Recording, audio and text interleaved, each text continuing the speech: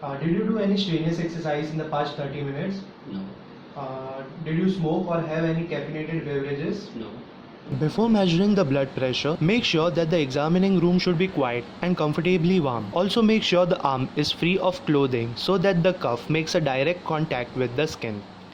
Next, palpate the brachial artery to confirm a viable pulse and position the arm roughly at the level of the heart.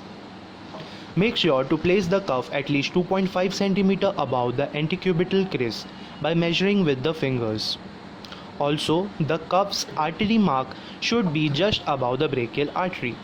Next, I palpate the radial pulse and simultaneously inflate and note when the pulse stops.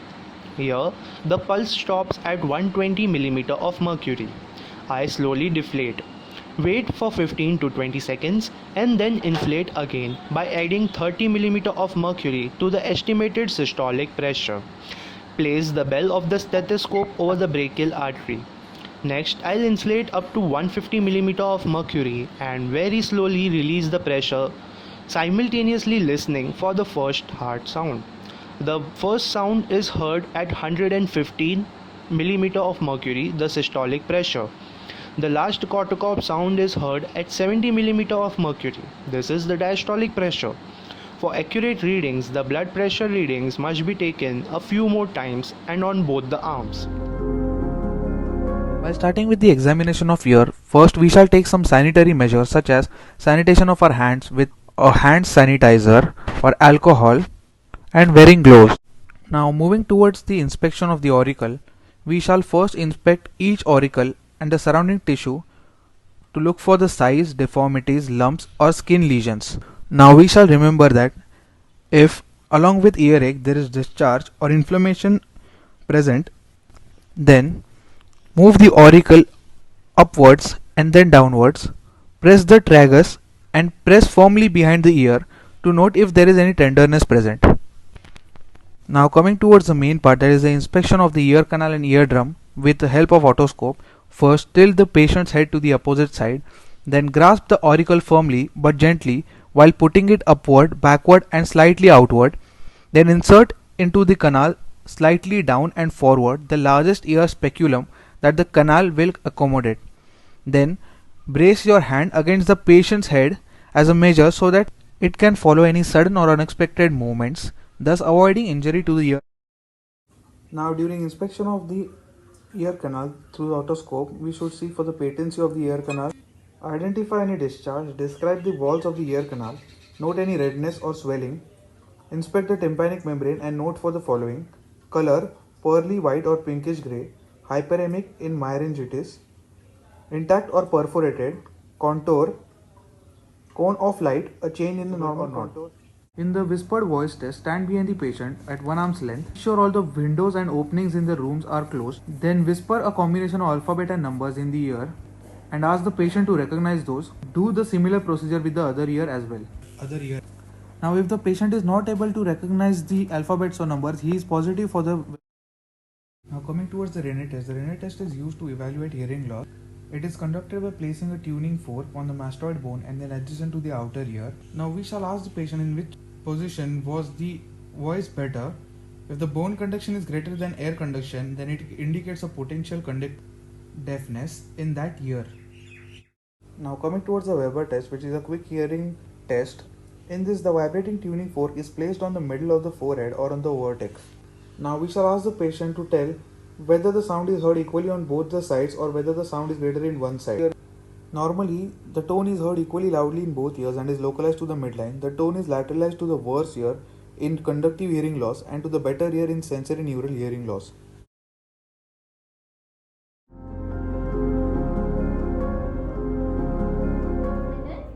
I'm Dr. Fatih. Lips first, provide patient tissue to blot. Inspect the lips for color, moisture, symmetry, deformity and ulcers. Watch out for cyanosis. With good light and help of tongue blade, inspect oral mucosa for color, ulcers, nodules and pigmentation. Using thumb and index finger, note for any loose teeth, caries, discoloration, fillings and bridges. Observe gum for color, swelling, bleeding, retraction, discoloration and recession of gingival margin. Next, inspect the roof of mouth for color, deformities, odors, lesion and mass as well as floor of mouth. Here, inspect the tongue by color, size, symmetry, surface, moisture, and lesion. Observe for any abnormal movements for testing of the hypoglossal chalk cranial nerve. Inspect the soft palate, uvula, tonsils, posterior pharyngeal wall. Note color, symmetry, exudate, swelling, ulceration, and tonsillar enlargement. Here we can test for vagus 10 cranial nerve by asking patient to say ah and note the rise of the soft palate. Next, examine the neck anteriorly and laterally, noting its symmetry, size, and deformity. Note how patient carries head position and tone of neck muscle. Palpate the neck by checking for mass or lesion. The first is the cervical spine, mastoid process, trapezius, and sternocleidoid mastoid muscle.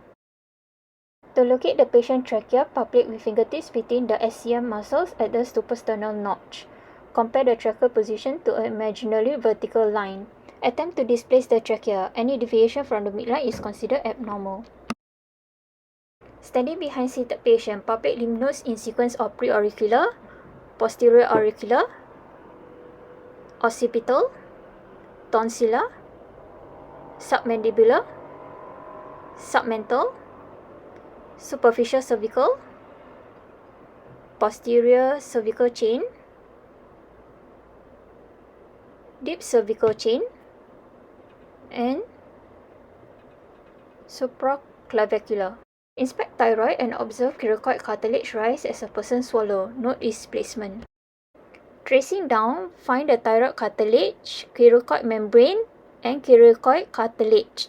Feel the rise of the thyroid isthmus. Feel as much of the lateral lobes as possible, including their lower lobes. Note its size and tenderness bilaterally. Lastly, sticking out tongue can help to diagnose thyroglossus. I am Siddhi Raigandhi. What's your name and age? My name is Darshan Raigandhi and my age is 20. Okay, so I'm a medical resident. I will be performing lung examination on you. For this, you have to remove your t-shirt. Is that okay for you? Okay. Starting any procedure, make sure you sanitize your hands properly. Now starting with the inspection, inspect the posterior chest area for any skin deformities, any chest deformities and abnormal lung retraction. Darshan, can you take a deep breath? Okay, now moving on to the palpation, palpate any of the areas and ask the patient if they feel any tender areas. Darshan, do you feel any pain? Okay, for test of the chest expansion, make sure you keep both your hands on the 10th intercostal space and then ask the patient to take the deep breath. Darshan, deep breath. And note for the chest expansion and whether it is symmetrical or non-symmetrical. For tactile fremitus, use your ulnar side of the palm and then ask the patient to take the deep breath, and this is mainly used in the interscapular space. Darshan, deep palpation technique. For this, you have to use your flexor finger and not your finger pad. Place it on the posterior chest and then tap it twice. While comparing two sides of the chest, you have to use the same technique which you used previously on the other side. While percussing both the sides of the chest, you have to go in the ladder pattern. That is, first if you are percussing here, then you have to percuss here, and then you have to go in the ladder pattern. Okay. So now next is diaphragmatic exclusion. You have to note the dullness and the resonant area of the lung. That this will be the resonant area and this will be the dullness, and diaphragm will be here. So if there is diaphragmatic exclusion, you will feel the dullness more above than the normal level. Learn to identify the 5 notes of percussion, that is flat, dull, resonant, hyperresonant and tympanic. Auscultation. So while auscultating, you have to use the diaphragm of the stethoscope and not the bell, and then place the diaphragm over the bare chest, and there should be no clogging. Now you have to auscultate in the ladder pattern and ask the patient to take deep breaths. And you have to make sure that you are listening to one deep breath at per location. Okay, now there are 4 breath sounds which you should be listening. First is vesicular, which you can listen to all over the lungs. Darshan, take a deep breath. Bronchovesicular, which can be heard in the first and second intercostal space. Darshan, take a deep breath. Next is bronchial, which you can hear in the bronchus. And the 4th one is tracheal. Listen to any added or advantageous sounds which are wheezes, crackles or ronchi. are any abnormal sounds, you have to make sure that you listen to the transmitted voice sounds. First one is whisper pectoral liqui. Ask the patient to say 99 in whispered form. Okay, for bronchophony, ask the patient to say 99 loudly. 99, 99, 99, 99, 99. And for egophony, ask the patient to say E. E, E,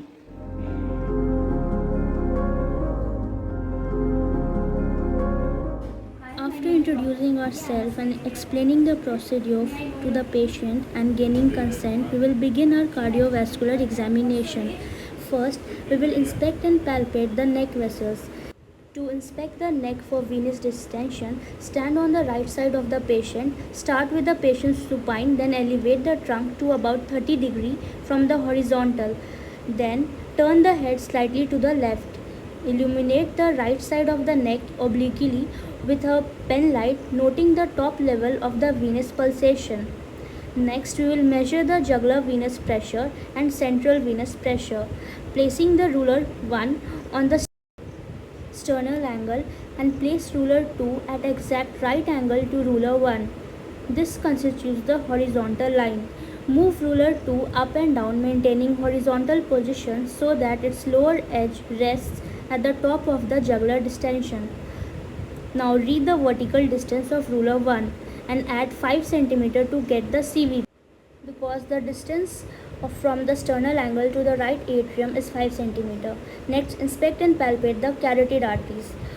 Using a right thumb to palpate the right carotid artery and the right second, third and fourth fingers to palpate the left carotid artery. Do not palpate simultaneously as it will lead to syncope.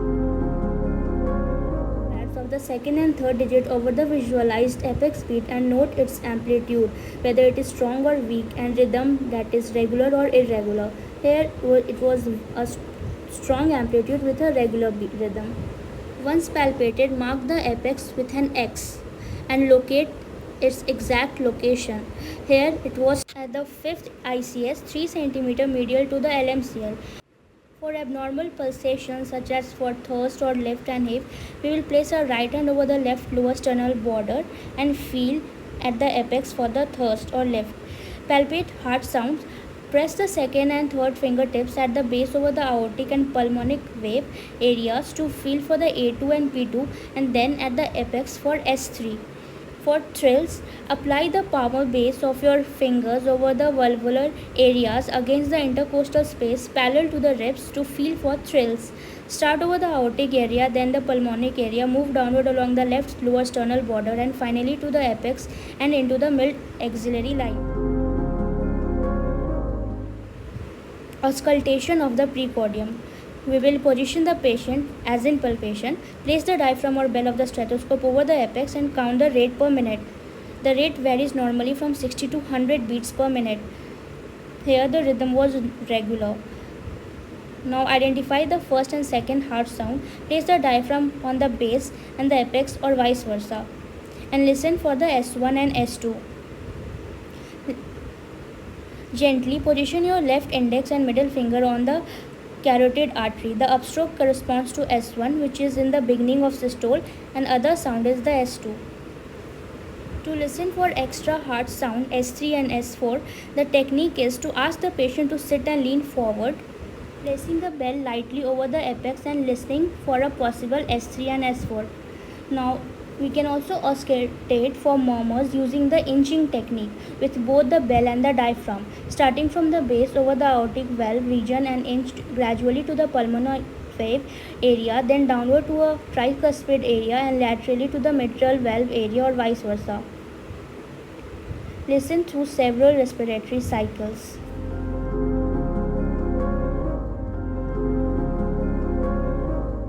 This is Yadav. May I know the reason of your visit today? I'm here for my abdominal examination. That may I know your name, please? My name is Yadav Suraj. Okay, so for abdominal examination, we will be palpating your abdomen and tapping it like in percussion. So does this sound okay to you? Yes. After the proper hand hygiene and keeping the patient's health history in mind, we can start the examination. First, we should keep note that the patient is anti-bladdered and that the position of the patient is lying supine, flat and relaxed. Now, for starting the examination, first we should adjust the patient's drape such that the upper end of the drape is at the nipple level and the lower drape is the suprapubic level. First, we will inspect the patient's abdomen for the symmetry. So it is quite flat, not protrugated, and the skin color is normal. There is no presence of lesions or any scars. If we look at the umbilicus, then there is no sign of inflammation or any kind of hernias. Um, the umbilicus is quite inverted, which is totally normal. There are no exacerbated pulsatile motions present. There is only normal aortic pulsations present in the epigastric area. If we talk about the abnormal findings, then there is no bulging anywhere in the abdomen, and there are no dilated vessels such as spider angiomas or veins. There are no exacerbated pulsations or peristalsis present except the area of epigastric area, and there is no presence of any kind of exacerbated mass, visible mass. Thank you. For auscultation, first we should warm our stethoscope, the diaphragm of our stethoscope. Auscultation is always done before percussion, as percussion alters the abdominal sounds. For auscultation, we would hear in the right lower quadrant, the sounds are normal clicks and gurgles, no brutes are present. Usually, borigorigami sounds are present. For percussion, first we will start with light percussion in all the quadrants of the abdomen. This will determine the distribution of tympani and dullness over the abdomen. Then, to determine the lever span through percussion, we will start from the right lower quadrant below the level of the umbilicus along with the mid clavicular line.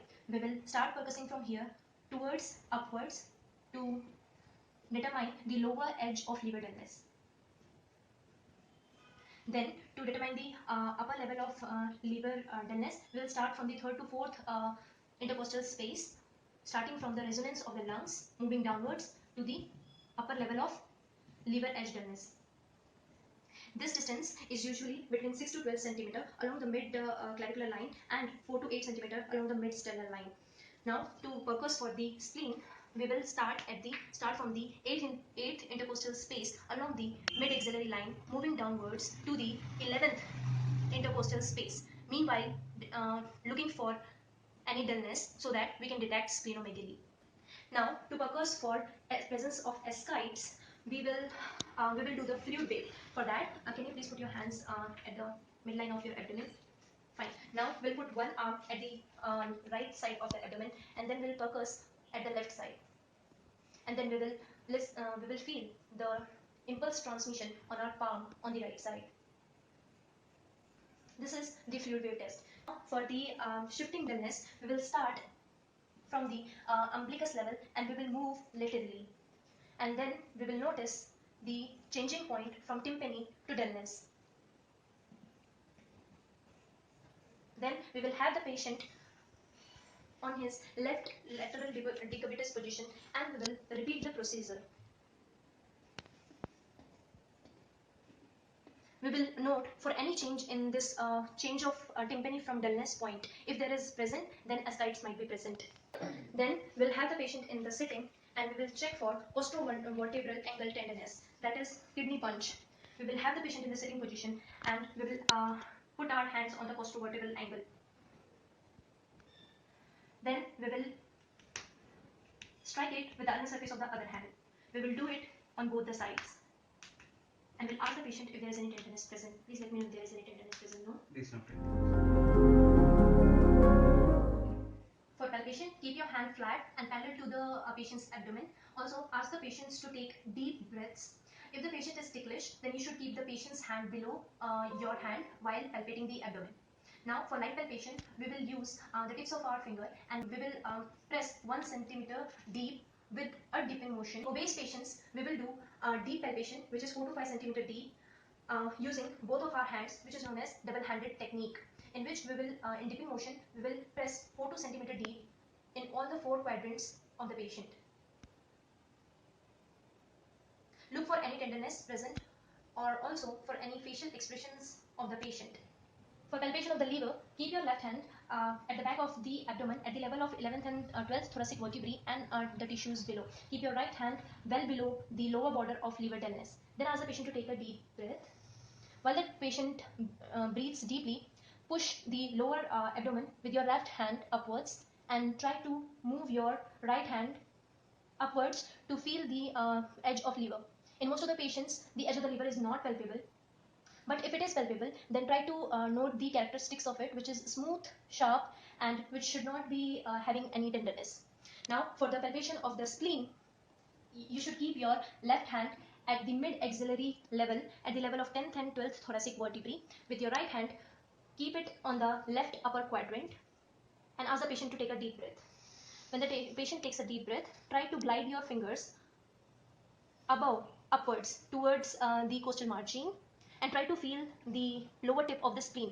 When the spleen is enlarged, its lower tip moves downwards and centrally so that you can feel it. Alternatively, you can have the patient in their left decubitus position and repeat the procedure. Please take a deep breath.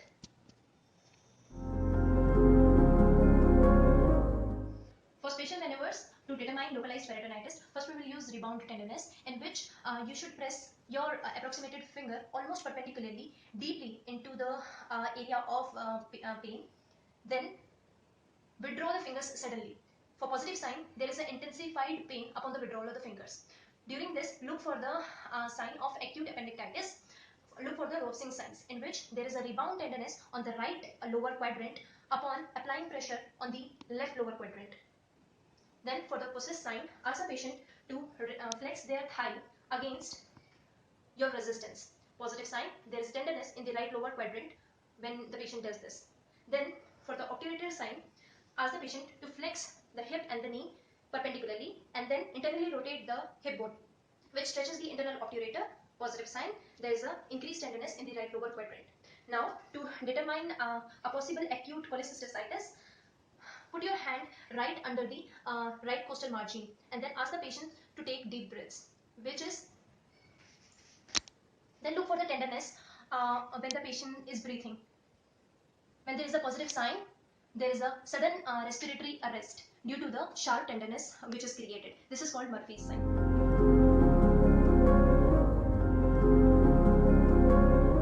Keeping the patient's health history in mind and following proper hand sanitization, we begin with the examination. Inspection of the contour of shoulder and shoulder girdle, clavicles and scapula and the surrounding musculature for any muscular atrophy, swelling or deformity. Then palpating the joint space, bones and muscles, noting for any tenderness.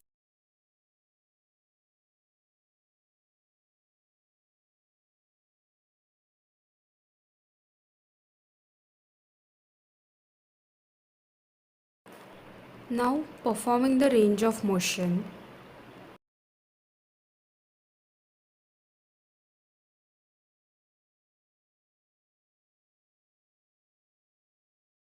Now performing the special maneuvers. This one is the crossover test. This is the Epley's scratch test.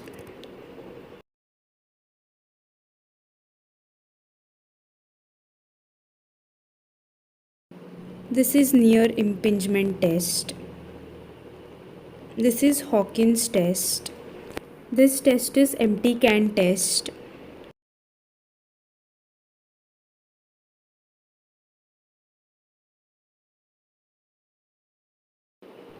This is the drop arm test.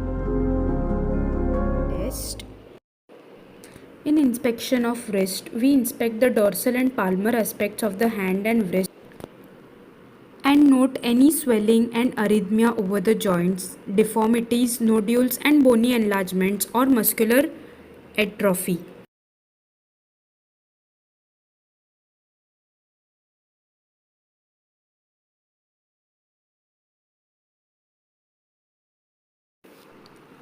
Palpating each radiocarpal, metacarpophalangeal and interphalangeal joints.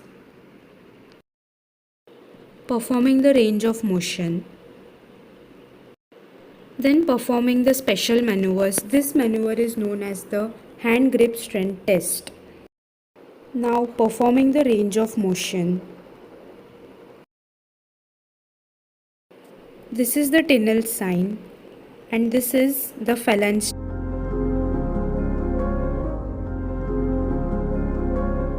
Okay, I'm going to perform your knee examination and I'm going to inspect. I'm going to palpate your knee.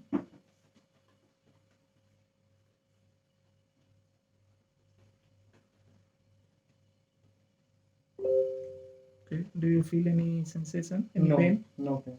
Okay. Same.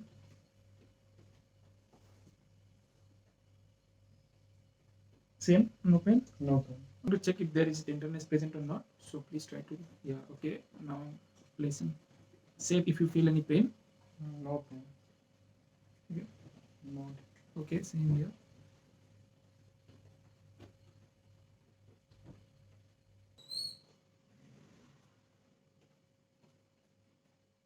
Any pain? No. I'm going to palpate your middle meniscus. So I'm internally.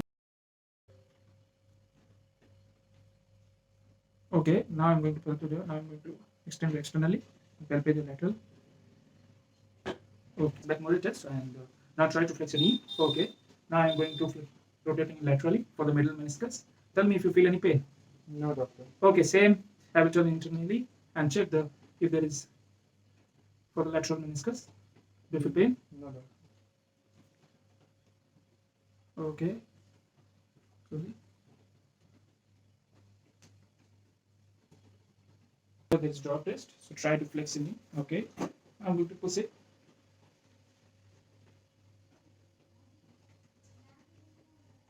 Okay, now I'm going to pull it. Okay.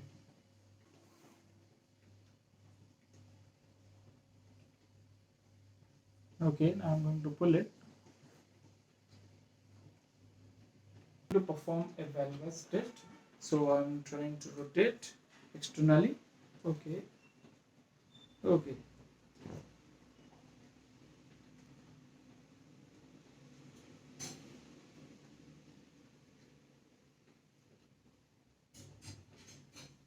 Perform valgus test. So laterally. Okay.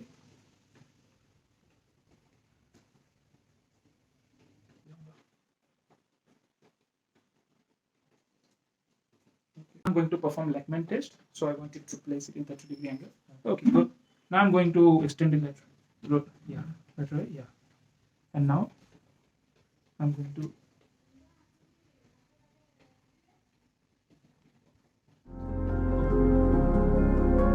This is Panda Sandeep.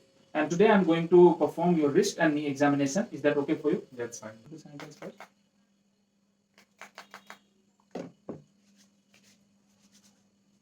Okay, now I'm going to split your wrist. Can I show your right wrist, please? Okay, and left one. Okay. Now I'm going to palpate your wrist and some of the phalangeal joints. So can I give you right, please? Yes, thank you. Okay, now I'm seeing the radial carpal joint. Okay, do you feel any pain? No. Okay.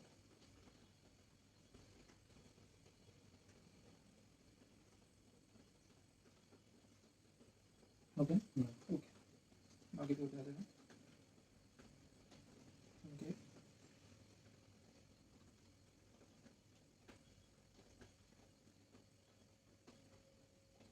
Okay. I'm going to check your range of motion of the wrist. So please try to keep your hand like this.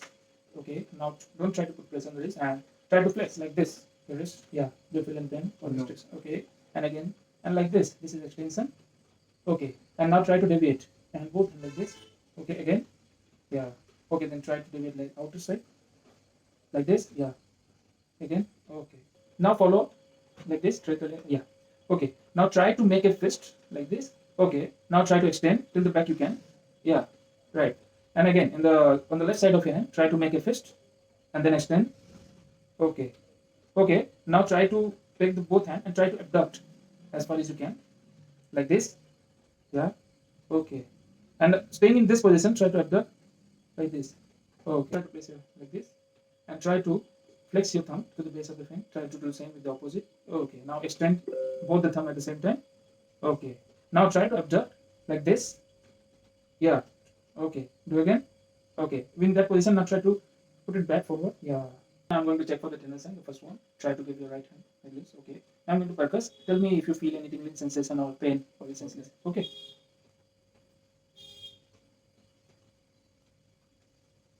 Okay. Try to little bit here.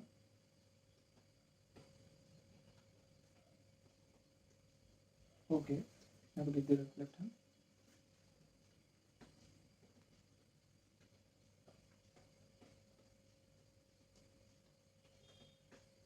perform a Phelan test. Now try to place your hand like this. Okay, now try to press it to the back of your hand.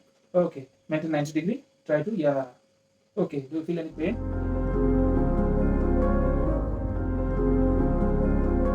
Before starting any procedure, hand sanitization is a must. Hello, what's your name? So now we are going to begin with the neuroexamination. First of all, please close your eyes and with your one hand close your one nostril. Inhale deeply.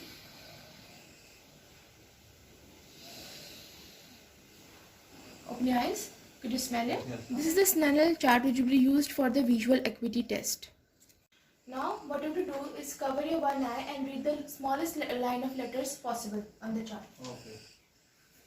D, E, A, P, O, T, C, E. Next one on the other eye. D, P, E, O, T, E, C. Now for the next test, you have to cover your one eye and I will be wiggling the fingers. Whenever you are able to see that my fingers wiggle, you have to say. But you don't have to look at that side, you just focus on my eyes only. Okay? So you can just cover your one eye.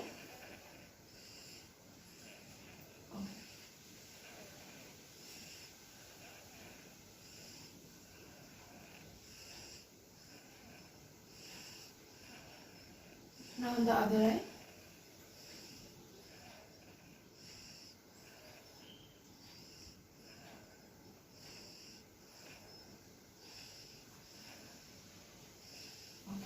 Now I will be flashing light onto your eye. If you feel uncomfortable, do let me know.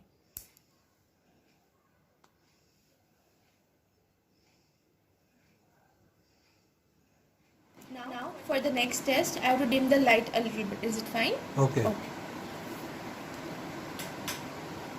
Now I will be flashing light onto your eyes. Okay.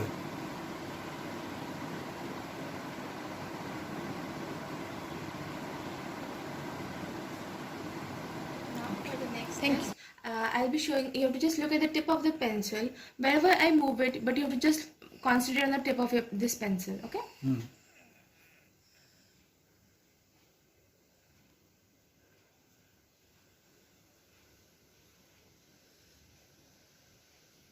Now for the next test, I'll just examine your eyes a little bit, okay? Okay.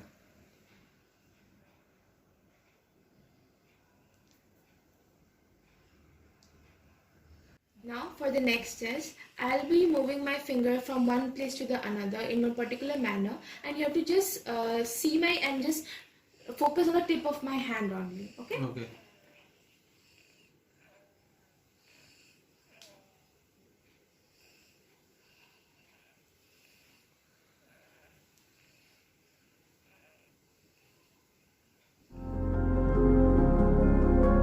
With the lower extremity examination, I will be rotating your legs. So is that fine with you?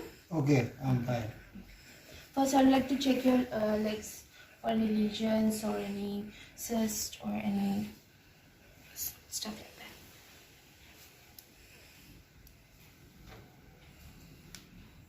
Good.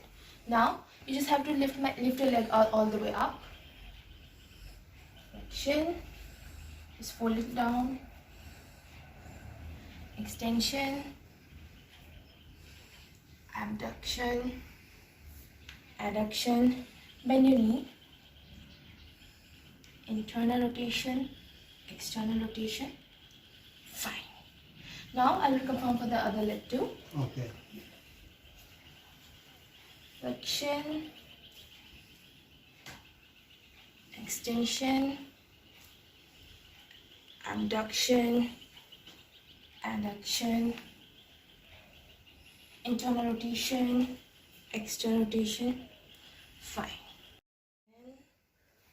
Without this way, that side, that way, that side. Okay, fine. Thank you.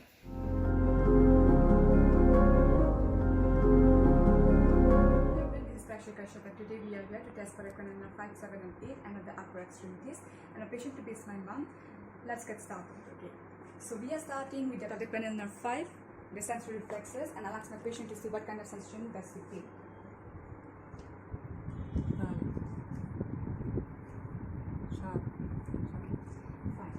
let's test for the corneal reflex. Okay, fine. Now for the motor of the clench, for the motor division, I'll ask you to clench your teeth. Okay. Okay. Now let's proceed on to the cranial nerve 7. Raise the eyebrow for me, ma'am. Okay. Close the eyes tight. I'll try to open them. Show teeth. Smile. Puff out your face. Okay. Okay. Fine. Open. Fine. Now for the vestibular compartment, let's proceed on to the whisper test. I'll simply touch the left hand and whisper a word and ask my patient to repeat it. 3-8-B. For the left one, okay. 6-8-2. Now proceed on to release and the Weber's test.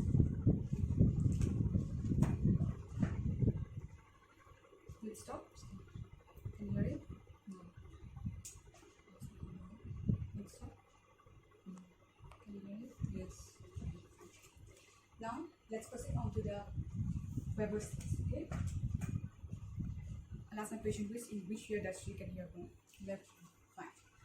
So this was our Weber's and release test. Now let's proceed on to the. Can you look at me once?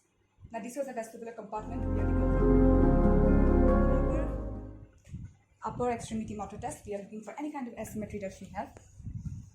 Fine. I'll ask my patient to make her hand fluffy. I look for any kind of resistance of her muscles because it is for the tonicity. Fine.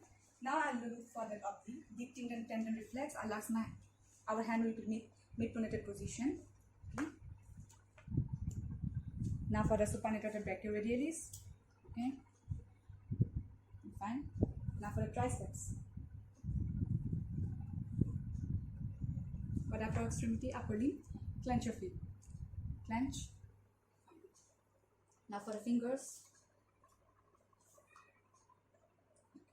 Let's present the Hoffman test.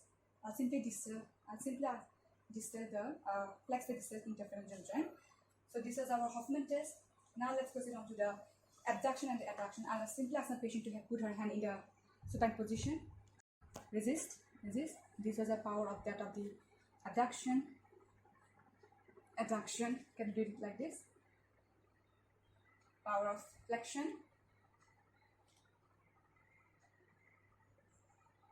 Power of extension.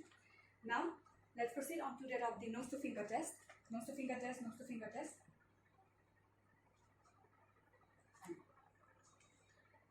Now I'll ask her to do the Disdia Cochinicia for the test. Okay, alternate movement. Now that hand.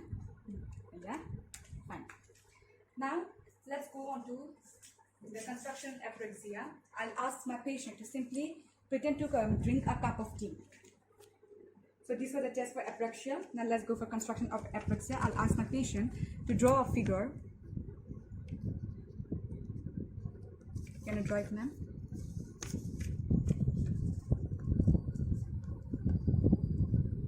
This was our construction apraxia. Let's go for that of the dressing apraxia. I'll simply ask my patient to put on these clothes.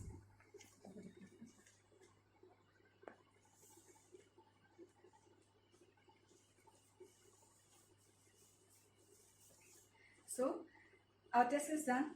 So these are the tests for that of the apraxia, which test that of the dominance of that of the parietal lobe. And her tests were quite normal. This was our, we are done with the complete test of the cranial nerve and the upper motor extremity. Hope you'll enjoy it.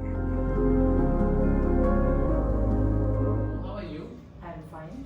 What's your name? My name is Kiran Bakshi. Are you fine? Yeah. Okay, let's start. Listen to the patient's voice. Is it hoarse or does it have a nasal quality?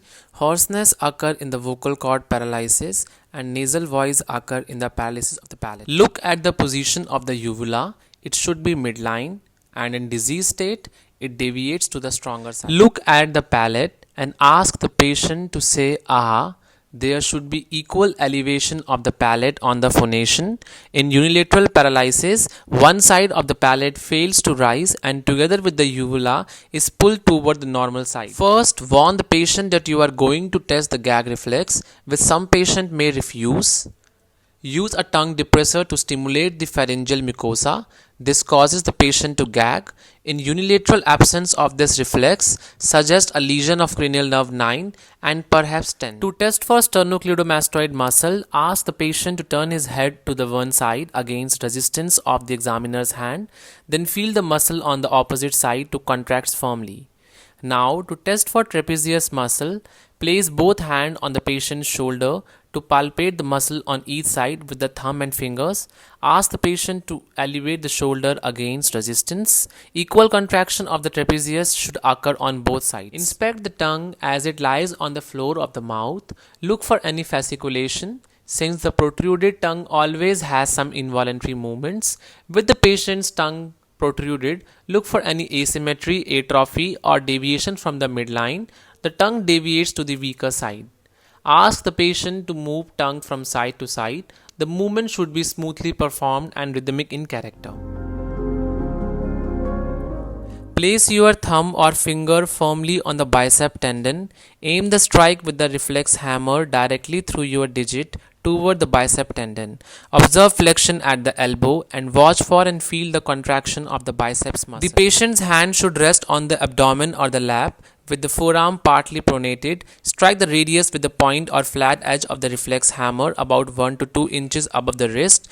Watch for flexion and supination of the forearm. Flex the patient's arm at the elbow with palm toward the body and pull it slightly across the chest. Strike the triceps tendon with a direct blow directly behind and just above the elbow.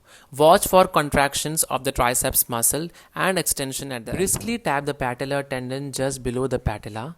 Note contraction of the quadriceps with extension at the knee. Placing your hand on the patient's anterior thigh, let you feel this reflex. If the patient is sitting, partially dorsiflex the foot at the ankle, persuade the patient to relax, strike the Achilles tendon and watch and feel for the plantar flexion at the ankle. Also note the speed of relaxation after muscular contraction. Babinski or plantar response is elicited by stroking the lateral aspect of the sole of the foot from the heel to the toes with a blunt object. Dorsiflexion of the big toe is a positive Babinski response. With the patient supine, slightly flex the knee and relax the leg, then briskly jerk the foot up and slightly outward while continuously applying pressure with your fingers against the sole of the patient's foot. Clonus is present when the foot oscillates between flexion and extension for as long as the pressure is applied. Good evening. I am Dr. Khushi. May I know your name, please? I'm Shubhajit Halder. Nice to meet you, Subhojit. So today I'll be performing some tests to check your cerebellar and sensory function. Is that okay? Yes, okay. So first we'll begin with the cerebellar testing. Our first test is the finger-nose-finger test. So for that, I'll be holding my index finger over here. You have to bring your index finger, touch it, and then touch your nose. Is that okay? Okay. So please proceed with the same. So our second test is the rapid alternating movement test. For that, you will have to make rapid alternating movements on your knees by patting them, and you have to place your palm, then swiftly again the backside of your hand, and you have to make it in swift motions as fast as you can. Okay? Okay. Please do the same.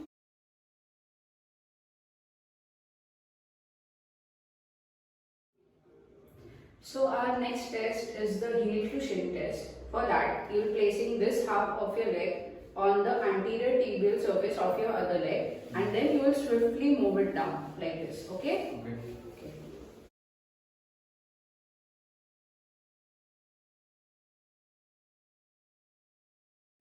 So next for the gait, you have to walk across the room several times. Okay? I'll observe your posture and also how your hands swing by your side. Okay? Okay. Please walk. So your next test is tandem walking. For that, you have to walk like this. Okay? Tandemly walk. Walk towards me, sir.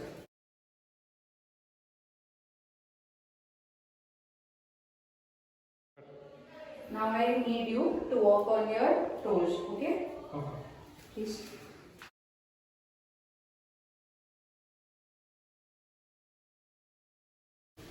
Now you have to walk on your heels. Okay. Start. Now sir, you have to hop in place like this. Okay. The other leg. Okay. Now you have to perform a shallow knee bend like this. Okay.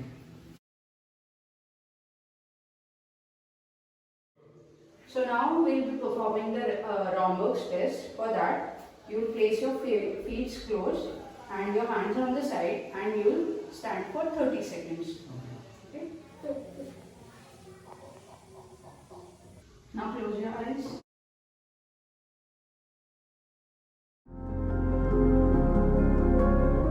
So now we'll proceed with your sensory testing. For that, I'll ask to close your eyes at all times so that I'll check the abilities to perceive the sensations that I'll be testing. Is that okay with you?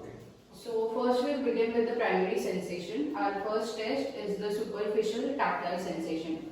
I'll be placing this wisp of cotton on certain places of your face, and you have to recognize where did I place it. Okay? Okay. So close your eye. Did you feel it? Yes. Yes. Yes. Okay. So now for the superficial pain sensation, this will be sharp and this will be dull. Okay. Okay, now close your eyes. What do you feel? Dull.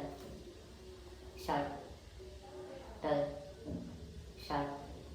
So now we'll be testing your sensitivity to vibration. I'll be striking this tuning fork and placing on your bony prominences. You should tell me if you feel the sensations. Okay? Yeah. Yes. Yes. So now I'll be testing your position sense. For this, I'll be moving your big toe up and down. You have to close your eyes and you have to perceive which movement I'm performing. Okay? Okay. So this is up and this is down. Okay? Now close your eyes. Okay. Up. Down. Up. Down. Up. Down. Up.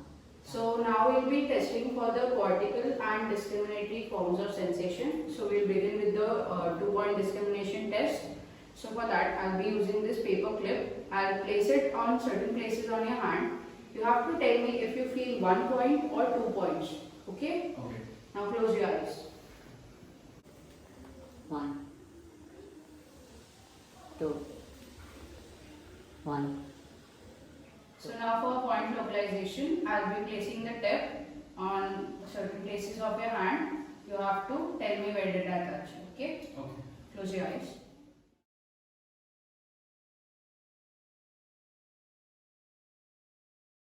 Now for graphesthesia, close your eyes. I will write certain numbers or words. You have to recognize what did I write. Okay? Okay. 3. 6. So now for the extension phenomena, you will close your eyes. I will touch you with my index finger on one or both sides of the body. You have to tell me it was one side or simultaneously both the sides. Okay? Okay. Close your eyes. Both sides. One side. One side. So that's all for the cerebellar and the sensory testing. Thank